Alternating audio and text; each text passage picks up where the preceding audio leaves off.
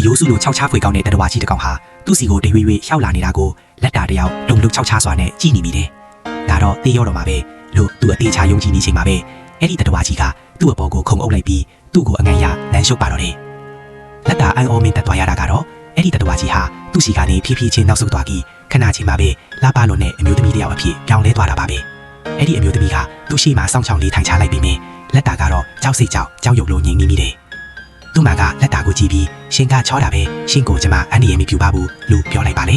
။လက်တာဟာနောက်ကိုတောင်လဲမကြည့်ပဲထွက်ပြေးခဲ့ပြီးကြောက်ဆောင်ကြီးတစ်ခုရဲ့နောက်မှာပုံမိလိုက်တယ်။အဲ့ဒီနေရာကနေသူ့ရဲ့ရဲဘော်ရဲဘက်တွေဟာအယိုးစုတတဝါတွေနဲ့တိုက်ခိုင်းရင်တယောက်ပြီးတယောက်ကြာဆုံးသွားတာကိုသူမြင်လိုက်ရတယ်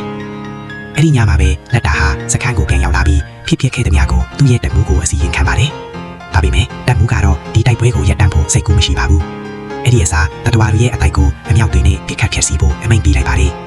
ချွေဝိုင်းတစ်ခုလုံးတတဝါတွေရဲ့အသေးခိုက်အောင်အော်ဟစ်တန်တွေနဲ့ဖုံးလွှမ်းသွားပြီးလက်တာရဲ့စိတ်ထဲမှာတော့မကောင်းတဲ့အငွေတက်တွေကိုခံစားနေရပါတယ်